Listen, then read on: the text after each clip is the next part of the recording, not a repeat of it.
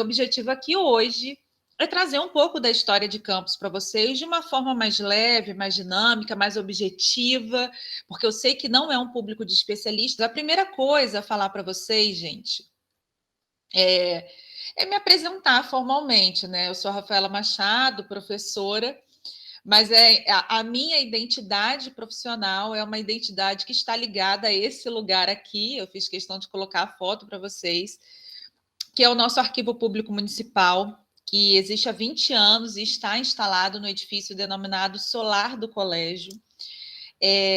Hoje, pelos registros histórico-documentais que nós temos, é o edifício mais antigo ainda de pé, ou seja, uma construção ainda sólida na nossa região, na nossa cidade. Eu nem falo da nossa cidade, é da nossa região, pensando um conceito que eu trabalho, que é um conceito do professor Arthur Sofiati, de ecorregião de São Tomé, que engloba ali a partir de Cabo Frio, da região de Cabo Frio, até o sul do Espírito Santo. Então, a gente compreende essa grande região como a chamada ecorregião de São Tomé, que é muito comum, é muito similar ao que era a capitania da Paraíba do Sul, que eu vou explicar para vocês com toda calma e com toda tranquilidade.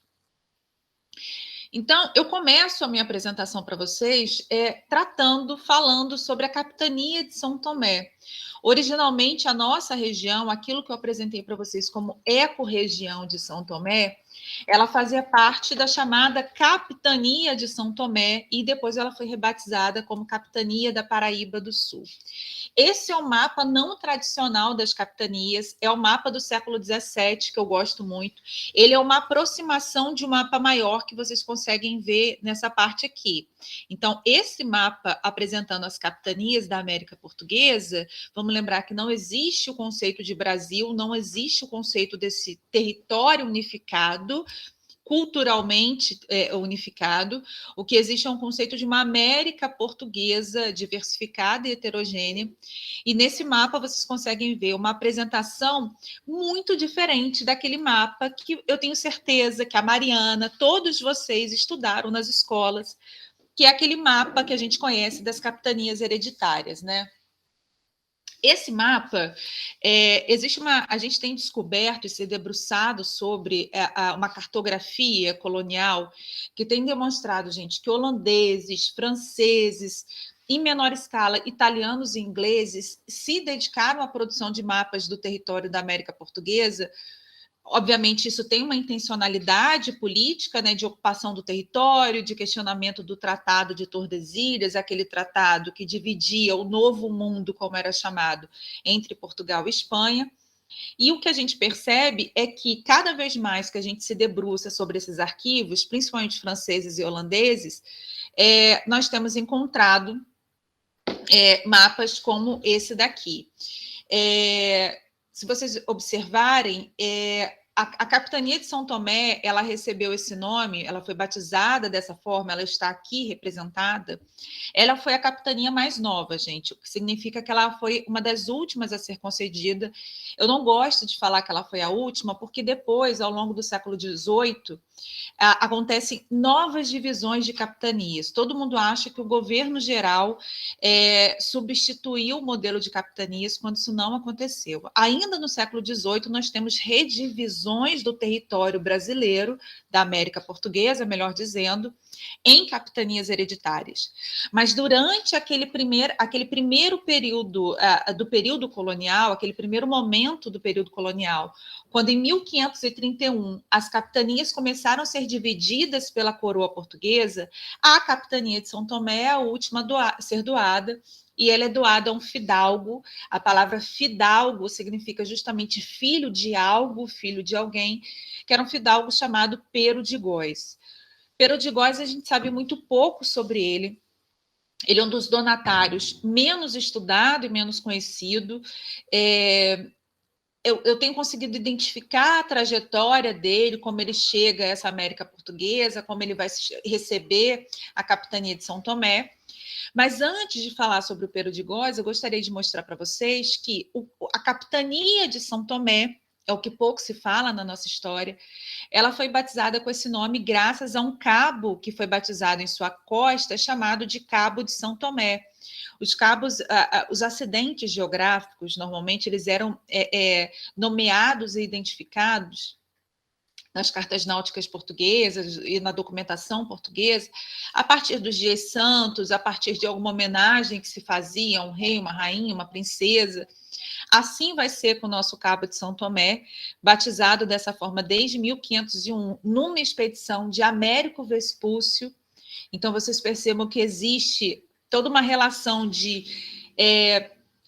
encontro dessa América, mas depois várias e várias expedições que estão documentadas mais ou menos pela história, expedições de reconhecimento, expedições guarda-costas ao longo de 1500 a aproximadamente 1530, quando efetivamente, depois, eu não diria do fracasso, mas do pouco sucesso das feitorias, o rei Dom João III opta pela divisão do território em capitanias hereditárias e vai entregar a administração política, econômica e fiscal desses territórios a escolhidos que são chamados de donatários.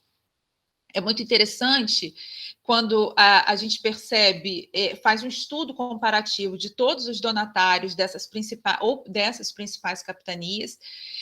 Eu tenho tentado fazer isso com relação ao Espírito Santo, porque o Rio de Janeiro é diferente, gente. O Rio de Janeiro vai nascer como uma capitania real, ou seja, da coroa. O Rio de Janeiro não nasce como uma capitania doada a um donatário. Se vocês observarem aqui, nós tínhamos, por um lado, a capitania de São Vicente, aqui acima, por outro lado, a capitania do Espírito Santo. Portanto, a capitania de São Tomé estava incrustada, digamos assim, justamente entre uma e outra. E se vocês me perguntarem, Rafaela, os limites são curiosos. A capitania de São Tomé, ela tinha por extensão 30 léguas, mas 30 léguas, gente, contadas a partir da costa. Para o interior, que eram chamados sertões, que hoje é o que mais me interessa na documentação, era até onde fosse o Tratado de Tordesilhas. Obviamente, vocês sabem que a coroa portuguesa ultrapassou em muito o Tratado de Tordesilhas, justamente pela falta de limitação dessas fronteiras dos sertões. Então, a nossa capitania, só para vocês terem noção, por que eu estou falando isso, gente? Para vocês entenderem a importância da nossa região. Ela englobava território que hoje pertence ao Espírito Santo, território que hoje pertence a Minas Gerais e território que pertence ao grande estado do Rio de Janeiro. Então, era uma grande capitania, apesar de ser uma das menores concedidas naquele período. Ela possuía, como eu disse para vocês, 30 léguas. Ela começava onde acabava a capitania de Martim Afonso de Souza, que era o donatário da capitania de São Vicente, portanto, ali na região de Cabo Frio. Os limites ainda hoje são contestados, se numa pedra em Búzios ou se exatamente em Cabo Frio. E aqui ela confrontava, pelo outro lado, com a capitania do Vasco Fernandes Coutinho, que era a capitania do Espírito Santo. Como eu disse para vocês, historicamente muito próxima da nossa. Fato é, gente, eu primeiro vou falar sobre o Pero de Góis, para depois poder falar com vocês sobre a importância dessa capitania pouquíssimo estudada, porque você pega livro de história, ainda hoje, 2021, eu falo que é quando vem o meu sentimento bairrista e provinciano.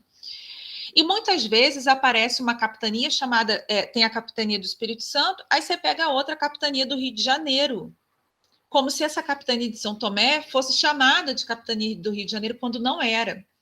O Rio de Janeiro, a cidade do Rio de Janeiro, estava onde era a capitania de São Vicente, e de Cabo Frio para cá, a capitania de São Tomé. E para os sertões, esse emaranhado desconhecido, tá? Como dizia a documentação de época, habitada por índios bravios. Por isso, o desconhecimento também dos sertões nesse momento. Vamos falar sobre quem recebeu essa capitania, né? Essa capitania ela foi doada em 1534 a esse fidalgo português chamado Pero de Góis. Ela foi confirmada, toda doação, ela tinha que ter uma confirmação régia. Ela era doada pelo rei, mas ela tinha que ser confirmada também pelo rei. Ela foi confirmada em 1536. Quem era Pero de Góis e onde estava Pero de Góis nesse momento? Era algo muito pouco, é algo ainda muito pouco estudado pela história. Eu passo por isso, mas isso ainda não é o meu objeto de pesquisa. Eu pretendo estudar os primeiros anos dessa capitania. Pero de Góis foi um fidalgo que veio para a América Portuguesa na primeira expedição colonizadora que se tem notícia. Não que outras expedições de ocupação não tivessem acontecido antes, mas a primeira oficial é a expedição colonizadora de Martim Afonso de Souza, que saiu de Portugal em finais de 1530 e que vai chegar ao Brasil em 1531. E nessa expedição vem, né, na viagem, o Pero de Góis, acompanhado por 2 irmãos. Algumas curiosidades, né? Um dos irmãos do Pero de Góis, gente, o Luís de Góis, só para vocês terem noção da dinâmica, ele foi o responsável por introduzir o tabaco na Europa. Ou seja, ele é o responsável, já estabelecido a partir de São Vicente, a levar o tabaco para a Europa. O Pero de Góis, quando Martim Afonso de Souza veio para o que depois vai ser chamado de São Vicente, veio para a América Portuguesa, ele veio para deixar aqui um grupo de colonos que seriam responsáveis por ocupar e desenvolver a terra. Esses colonos receberiam sesmarias, lotes de sesmarias, que são lotes de terras dentro de uma capitania. Quando Martim Afonso de Souza estava em viagem, estava desembarcando no Brasil, chegou uma embarcação menor, enviada pelo rei Dom João III, muito próximo do Martim Afonso de Souza, diga-se de passagem, determinando a divisão do território em capitanias hereditárias. O Martim Afonso de Souza não saiu de Portugal com esse intento, isso chegou até ele quando ele já estava no Brasil, na América Portuguesa, melhor dizendo, e ele é o responsável por fazer essas divisões, essas distribuições, e escolher uma capitania para ele. Ele escolhe justamente a capitania que ele já tinha iniciado o processo de colonização, de ocupação, que foi a capitania de São Vicente, a primeira a ser estabelecida no Brasil. Estabelecida a capitania, ele vai fundar a vila, vocês vão ver por que tem que se fundar uma vila.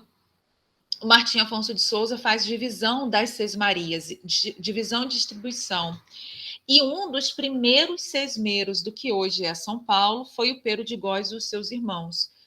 E lá o Pero de Góis vai estabelecer, nessa sesmaria, ele vai estabelecer, ali pela região de Santo André, mais ou menos, um engenho, um grande engenho, chamado Engenho Madre de Deus. Esse engenho ele é muito importante na história de nós, campistas, porque ele vai servir de base ao que o próprio Pero de Góis vai realizar aqui na nossa região, quando ele toma posse da capitania.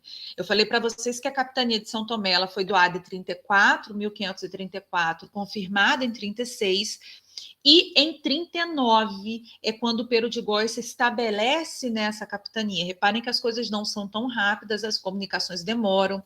A organização para a ocupação de uma capitania exige um esforço monumental, de tal forma que o Pero de Góis foi a Portugal organizar esses esforços de colonização, de ocupação, e retorna, então, a São Vicente, e a partir de São Vicente vem ocupar a capitania de São Tomé. Deixa eu só falar uma coisa, que eu vou ficar doída se eu não falar sobre isso com vocês, gente. Entre 1500 e 1530, isso é só para enfatizar como essa era uma região-chave. Entre 1500 e 1530, vocês vão lembrar lá das aulas de história, 6º ano, 7º ano, que basicamente a dinâmica da política portuguesa, né, da colonização, se ocupou sobre a exploração do pau-brasil em sistemas de feitorias. Feitorias eram grandes entrepostos comerciais localizados no litoral. O português não adentrava o território, não devassava o território, não se firmava na ocupação, e ali era um local de troca com as populações indígenas, o chamado escambo, né?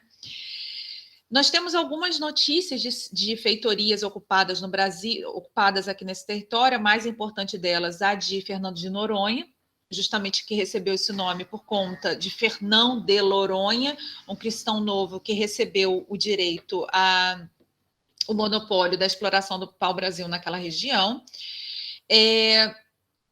E existia uma na região de Cabo Frio. Existe até hoje uma discussão se seria na região de Cabo Frio ou na região da Carioca, no Rio de Janeiro.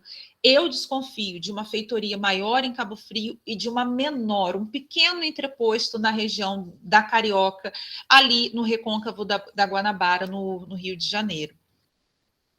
Essa feitoria de Cabo Frio foi uma das feitorias mais importantes estabelecidas nessa primeira fase da história que relaciona Portugal à América Portuguesa. E para vocês terem noção de uma coisa, e vocês vão entender daqui a pouco por que eu estou enfatizando isso. Além de frequentada por portugueses, ela era muito frequentada por franceses. Tá? Os franceses não vão ocupar o Rio de Janeiro amanhã, daqui a pouco, do dia para a noite. Os franceses ocupam o Rio de Janeiro porque eles têm um vasto conhecimento do território a partir da feitoria de Cabo Frio. Isso é importante para a gente entender as narrativas que se constroem sobre os indígenas de Goitacá, tá? Sobre toda essa ferocidade que eu tenho certeza que vocês já viram o vídeo do Eduardo Bueno, aquele vídeo que eles chamam de comedores de carne humana e por aí vai. E vocês vão entender que a história não era bem essa, a gente está aqui muitas vezes para contar o outro lado da história, né? Mas fato é, gente, que uma vez dado início a essa ocupação das capitanias hereditárias, que vai ser um processo, eu não vou entrar aqui esmiuçar essa história, mas vai ser um processo mais ou menos exitoso para alguns lugares. Eu tenho certeza que, novamente, vocês devem se lembrar das aulas de história, lá do ensino médio, do ensino fundamental, que só prosperaram as capitanias de Pernambuco e São Vicente. Isso não é verdade. Nós temos outras capitanias prósperas, talvez não tão prósperas, mas que têm um desenvolvimento político, econômico, considerado satisfatório para o período. O caso de São Tomé, a nossa capitania, é muito singular, e vocês vão entender agora por quê. Em 1539, o Pero de Góis, esse fidalgo que recebeu a capitania, foi para Portugal, voltou para São Vicente, reuniu mudas de cana para a produção de açúcar, maquinário para o engenho, reuniu elementos escravizados, reuniu mão de obra. Nesse momento, gente, quando a gente fala sobre a escravidão, ela é muito voltada à escravidão indígena, aqui ainda, tá? Reúne homens, a gente não sabe quando eu falo homens, são ocupantes, né, famílias, nós não temos o número exato, até hoje nós não encontramos uma correspondência do Pero de Góis que ele tenha dito, trouxemos 150 famílias, com certeza, mas não era um núcleo pequeno, pelas cartas encontradas, não era um núcleo pequeno. E ele vai fundar em área próxima ao rio Managé, como era chamado em língua nativa, que é o rio Itabapoana, até hoje, o nosso rio Itabapoana. Ele vai fundar um núcleo colonial chamado Vila da Rainha. Olha que interessante, esse é o primeiro núcleo colonial formado nas capitanias mais ao sul do Brasil. Com exceção de São Vicente, nenhuma outra se desenvolveu no período a não ser a nossa, e só depois o Espírito Santo. Então, e por que eu estou falando isso? Campos podia estar brigando nos livros de história, por assim dizer, não é uma questão de vaidade, é uma questão de você corroborar a história. Por ter sido um dos locais mais antigos de ocupação portuguesa, europeia, na história do Brasil. Isso acabou ficando esquecido pela história, porque vocês vão ver, aqui está o brasão do Pero de Góis, que o empreendimento foi abandonado por conta de ataques cometidos pelos indígenas.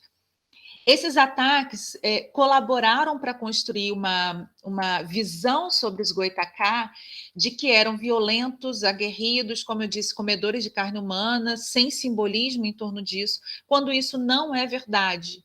Aí você deve estar assim, Rafaela, você está acabando com os meus sonhos. Os Goitacá, então, eles não eram aguerridos. Eles eram, mas eles já tinham estabelecido contato com os europeus desde muito antes, desde o período das feitorias. Há relatos ainda muito pouco estudados, gente. Ouçam só. há relato de apenas uma expedição de um governador do Rio de Janeiro, chamado Antônio Salema, ter dizimado nada mais, nada menos do que 20 mil boitacá em uma única expedição, entre mulheres, crianças, idosos, homens, 20 mil passados à faca, à lança, como se dizia na época. Então, por que eu estou enfatizando isso? Muitos desses goitacá já tinham estabelecido um relacionamento com os franceses, os tamoios muito mais, mas os goitacá também. Muitos deles já haviam sido dizimados, muitos já haviam fugido para os sertões, daí a denominação sempre presente, a referência sempre presente, o sertão dos índios bravios. Mas muitos também foram acabaram sendo ali levados a estabelecer uma relação com os portugueses pela própria sobrevivência. Então, o que vai acontecer com o empreendimento da Vila da Rainha que não vai dar certo, gente? Reparem que ele se estabeleceu em 1539. Em 1543, portanto, já estabelecido 4 anos na Vila da Rainha, o Pero de Góes ele vai retornar a Portugal para tentar se associar a algum negociante, se associar a algum comerciante para aumentar para o seu empreendimento colonial. O Pero de Góes não era um rico donatário, ele era um membro da pequena fidalguia portuguesa e os recursos dele para o crescimento da capitania, o crescimento do núcleo eram pequenos. Então, em 43, estabelecida essa Vila da Rainha, esse núcleo, Pero de Góes vai a Portugal e vai se associar a um comerciante chamado Martim Ferreira. Esse dado é importante porque, a partir desse momento, nós temos correspondências do Pero de Góes, não só para o rei, como também para o Martim Ferreira, pedindo enxadas, foices, facões, pedindo caixas, pedindo uma série de questões, além das correspondências que ele enviava frequentemente ao rei. E é engraçado que as cartas do Pero de Góes ao Martim Ferreira são cartas dizendo: olha, tá tudo bem, tá tudo maravilhoso, tá dando certo, olha quanto produzimos, quanto eu te mando de açúcar, porque ele chegou a exportar açúcar, gente. Ao passo que para o rei ele informava: os homens são insolentes, os nativos são preguiçosos e por aí vai. Reclamava, reclamava, reclamava. Então, ele vendia o peixe para um, mas para o outro ele contava outras situações. Os selvagens, Letícia, como você botou aqui, e aparece na documentação dessa forma, eram como os indígenas, os nativos eram chamados. Dificilmente de selvícolas, mas muitas vezes os sertões dos índios bravios ou selvagens, como dizia na documentação, tá? A grande questão é que ele retornou à Vila da Rainha, gente, 2 anos depois, né, dessa viagem que ele fez a Portugal para se associar ao Martim Ferreira.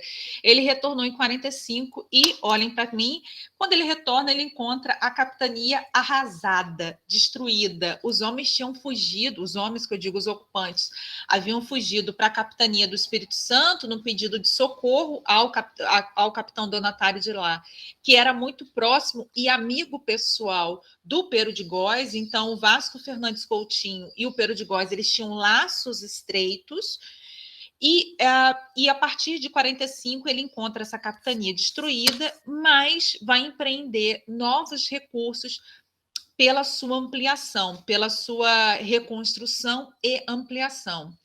Então, em 39, a Vila da Rainha estabelecida, entre 43 e 44, ela é destruída, e em 45 ela vai ser reerguida e ampliada, conforme nós vamos ver aqui. E aí, tem um assunto que me incomoda muito, por exemplo, agora, no último dia, que é considerado o Dia do Índio, né? Sempre saem na internet aqueles textos sobre os goitacás, como, né, escrito de todas as maneiras possíveis, sobre aquele índio que ficava na entrada da cidade, que foi colocado aqui no Solar, aqui no arquivo.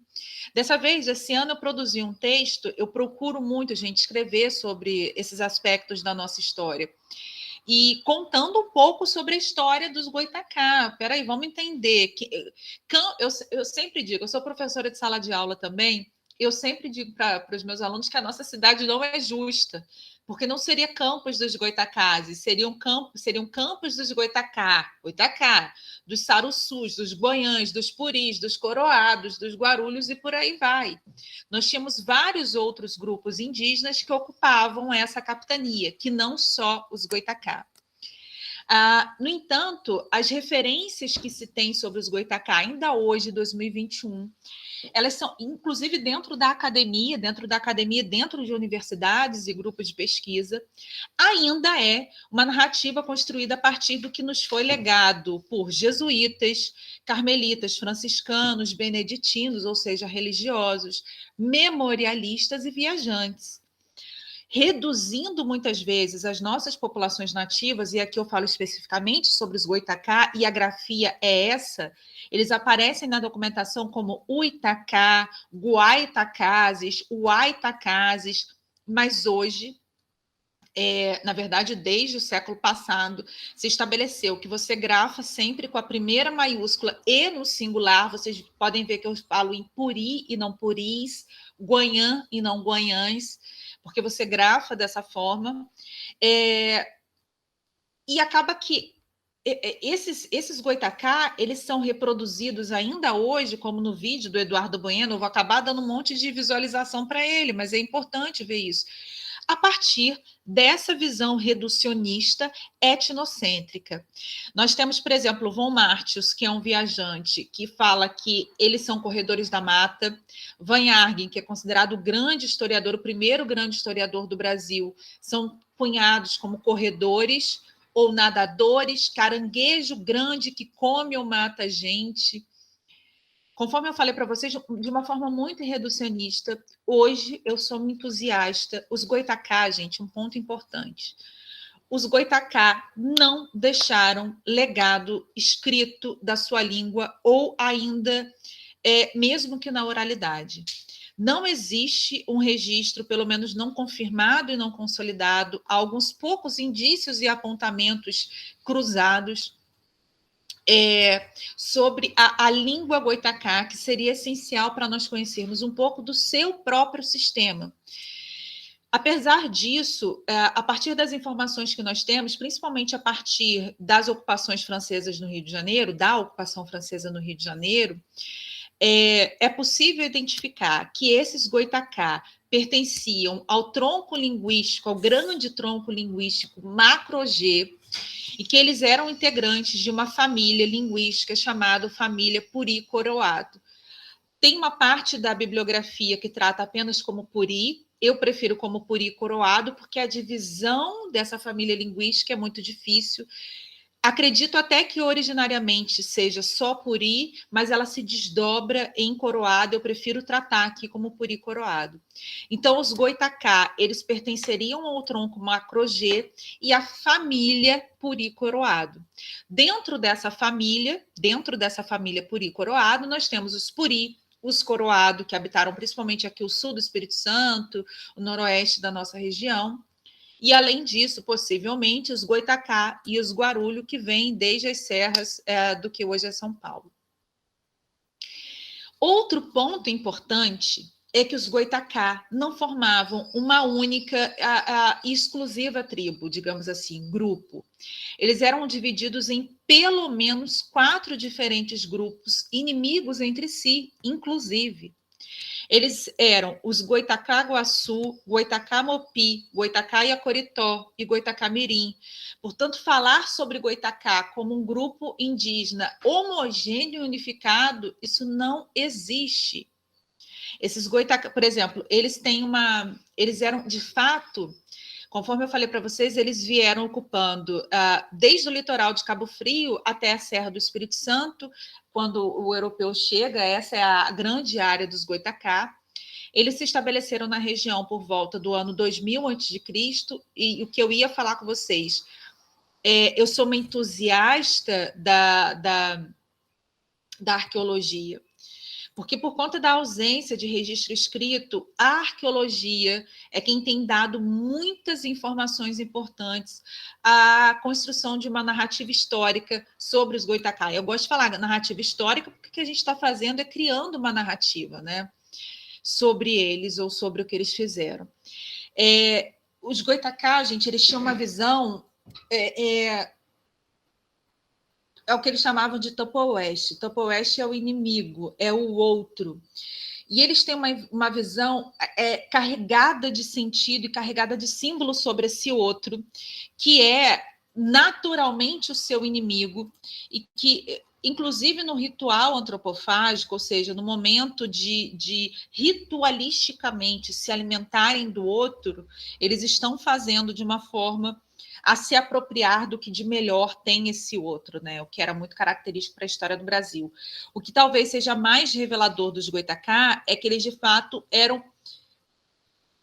alimentavam muito as inimizades e entre si, inclusive dentro desses 4 grandes grupos, justamente por entenderem que era necessário você ter o inimigo para que você fosse cada vez mais valente, mais aguerrido, e era necessário ter o outro dentro de si ao se alimentar dele ritualisticamente, eu enfatizo, porque você está trazendo para si a qualidade desse outro, tá?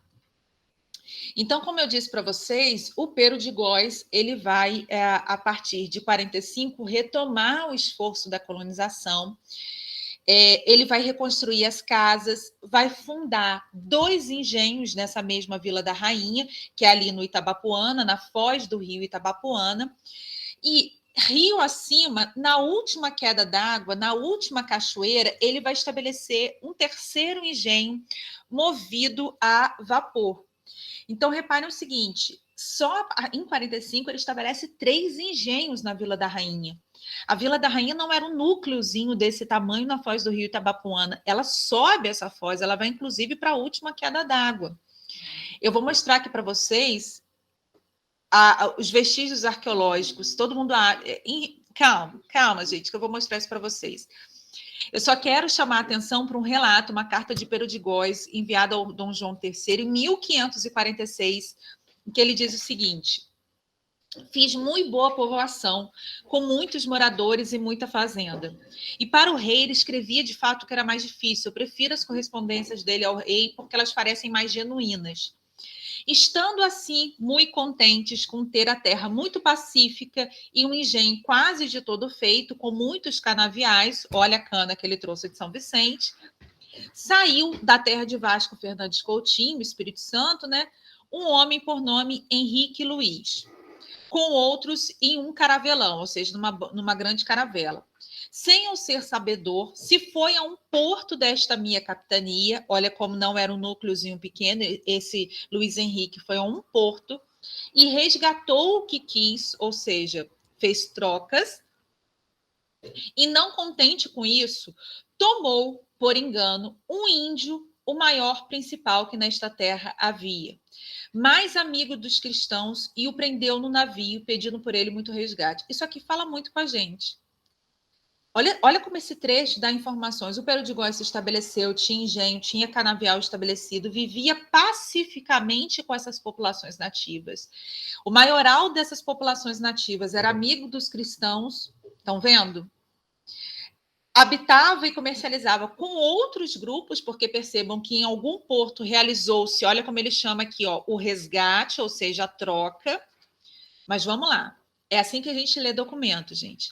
Depois de por ele lhe dar o que pedia, por se congraçar com outros índios contrários desse, olhem os inimigos, os grupos inimigos, rivais presentes, que prendera, lo levou e entregou preso e lo deu a comer, contra toda verdade e razão, por donde os índios se levantaram todos, dizendo de nós muitos males, ou seja, os indígenas se levantaram em virtude do que havia acontecido, mas não se levantaram apenas contra o Henrique Luiz, que veio do Espírito Santo, mas contra todo o empreendimento comercial, colonial, perdão, levado a cabo pelo Pero de Góis.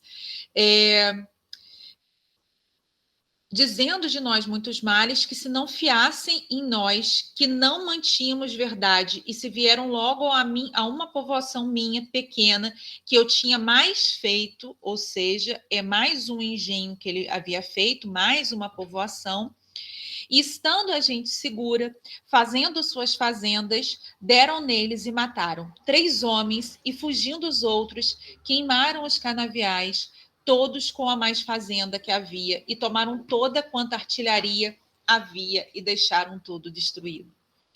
Nessa ocasião, o Pero de Góis e os sobreviventes, eles tiveram que fugir para a embarcação, eles tinham uma embarcação fixa. Nas lutas contra os nativos, o Pero de Góis perdeu um olho, nós descobrimos isso, que ele perdeu um olho nesse conflito, e ele foi se refugiar na capitania do Espírito Santo. A partir desse combate que aconteceu em finais de 45 e início de 46, nós vamos ter o abandono da Vila da Rainha, gente. A Vila da Rainha fica abandonada, mas existe um local chamado Pedra do Garrafão, ali no sul do Espírito Santo, onde foi construída uma hidrelétrica. Essa hidrelétrica já foi desativada, onde justamente é a última queda d'água do rio Itabapoana, e ainda hoje vocês conseguem ver, acessar, o acesso é super difícil, eu mesma nunca consegui pessoalmente, porque além de tudo é uma propriedade privada. Existem as ruínas da Vila da Rainha, que vocês veem aqui nessas imagens, gente. Existia um projeto no IFAM para reconhecimento dessa área como um parque arqueológico que ligaria os estados, fica bem na fronteira, né? Ligaria os estados do Espírito Santo ao Rio de Janeiro. E hoje essa região está absolutamente abandonada, o que, conforme vocês podem ver aqui, as ruínas do mais antigo núcleo colonial das capitanias ao sul do Brasil. Aqui eu coloquei essa foto maior. Isso aqui é como se moía a cana, só que é uma mó de pedra do engenho da Vila da Rainha, de um desses engenhos da Vila da Rainha. Essa mó de pedra, gente, isso aqui é em São Francisco de Itabapoana. Essa foto, ela não tem data certa, mas eu imagino que seja da década de 50, 60. Essa mó de pedra, que pertencia ao engenho da Vila da Rainha, gente, hoje faz parte do acervo do extinto Museu do Açúcar em Pernambuco, incorporado à Fundação Joaquim Nabuco, assim como várias outras peças provenientes daqui de Campos, dos mais antigos engenhos, várias peças de significativo valor histórico que estão em Pernambuco. Essa pedra, por exemplo, ela está no pátio da Fundação Joaquim Nabuco, a céu aberto, sem nenhum cuidado, enfim. E hoje existe todo um trabalho de resgate desse material novamente para retornar para Campos. É um trabalho de formiguinha, obviamente, que não vem sendo feito agora, mas que agora começa a dar alguns resultados. Eles sinalizaram para a possibilidade disso poder acontecer. E eu faço questão de mostrar, porque é algo que pertence à história do Brasil, mas pertence à história do Brasil a partir daqui. Então, é justo que, se temos uma instituição que pode guardar, cuidar e deixá-la disponível ao público aqui, acredito que vocês concordem comigo, é aqui que ela tem que estar, né? Então, o arquivo está à disposição, já oficiei isso, já fiz de forma oficial para receber a pedra-mó do engenho da Rainha, da Vila da Rainha, tá? Depois do Pero de Góis, a capitania ficou abandonada depois de 1545, 46. A história do Pero de Góis, vocês podem estar se perguntando assim, e o Pero de Góis, gente? O Pero de Góis, as informações são muito desencontradas. Até hoje eu não tenho certeza se ele morreu aqui ou se ele morreu em Portugal, por exemplo. Mas fato é que a gente conseguiu identificar que o Pero de Góis ele retornou para Portugal em determinado momento, ele manteve o engenho de São Vicente, os seus irmãos estavam em São Vicente, inclusive o Luís, que é esse que leva o tabaco para a Europa, e o Pero de Góis ele foi com o estabelecimento do governo geral, gente, ele foi o primeiro capitão-geral do Brasil com Tomé de Souza.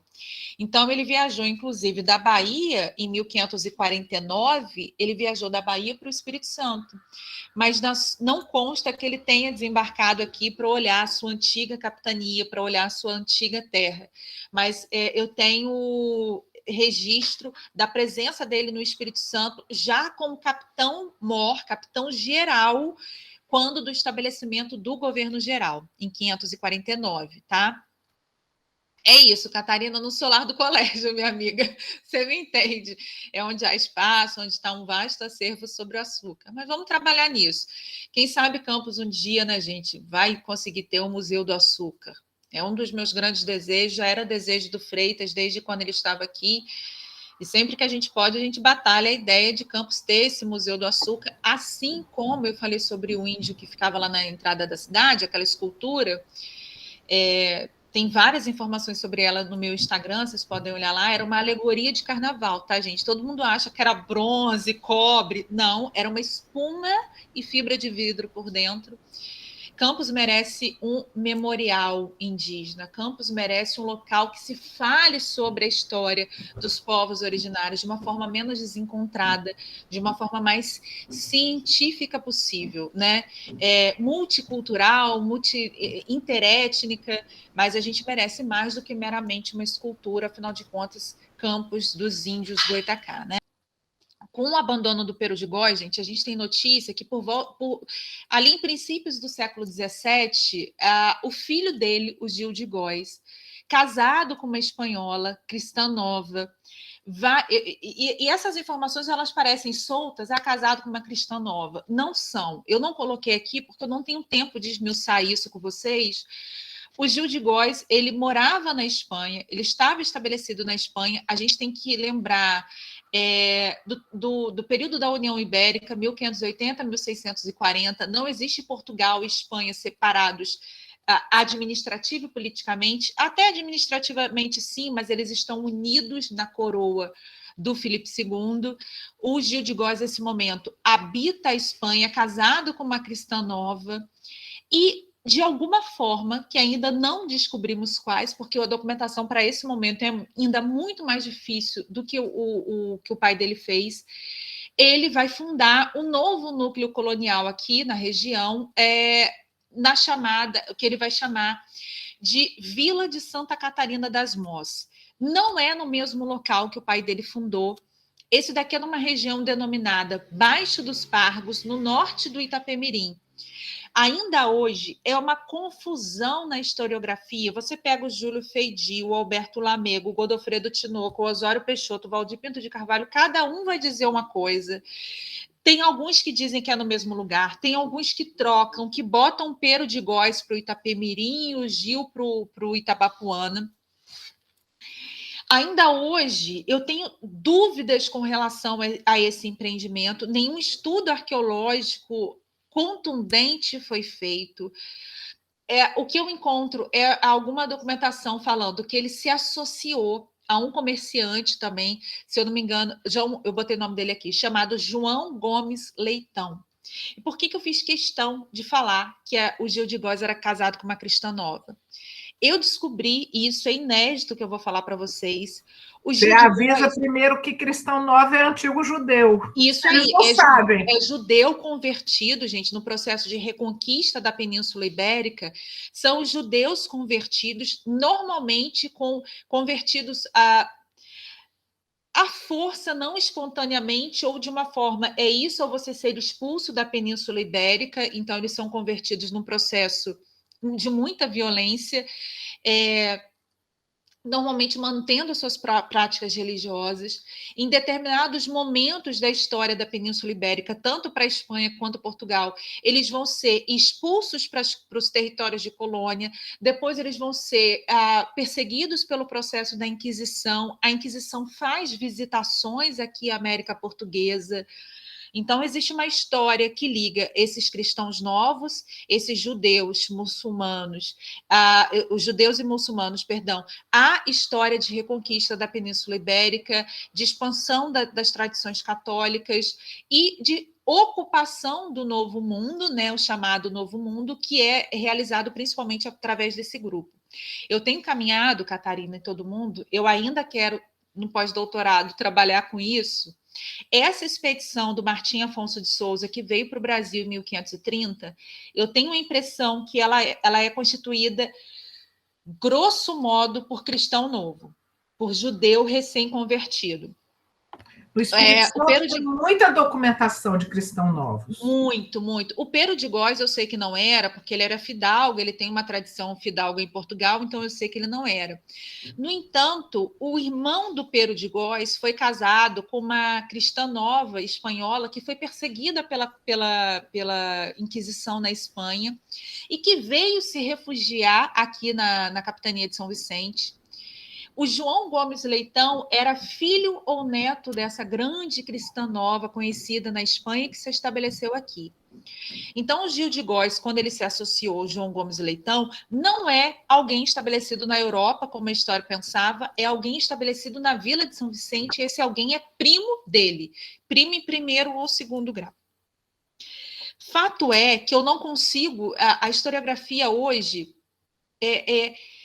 faltam estudos sobre esse segundo empreendimento, gente. Ele teria acontecido, há registros dessa associação do Gil de Góis com o João Gomes Leitão para a realização do empreendimento colonial, mas pouco se fala sobre o empreendimento colonial.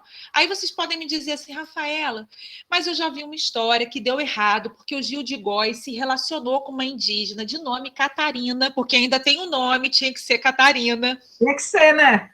E que a esposa do Gil de Góis, enciumada, maltratou a Catarina e os indígenas se rebelaram e se levantaram. Pelas informações que eu uma tenho... indígena é complicado, né, Rafaela? Exatamente, Catarina, mas pelas informações que eu tenho, o Gil de Góis, ele próprio não esteve no Brasil, não esteve nesse empreendimento colonial. Então, ele não se envolveu com a Catarina, porque nem aqui esteve. Isso aí. Esse empreendimento, que eu até acredito que tenha acontecido de menor monta, ou seja, um empreendimento muito menor do que o do pai, foi levado a cabo, foi efetivado pelo João Gomes Leitão e não pelo Gil. Mas acontece que em 1619, alegando impossibilidade de manter a capitania, o Gil de Góis vai vender essa capitania para a coroa.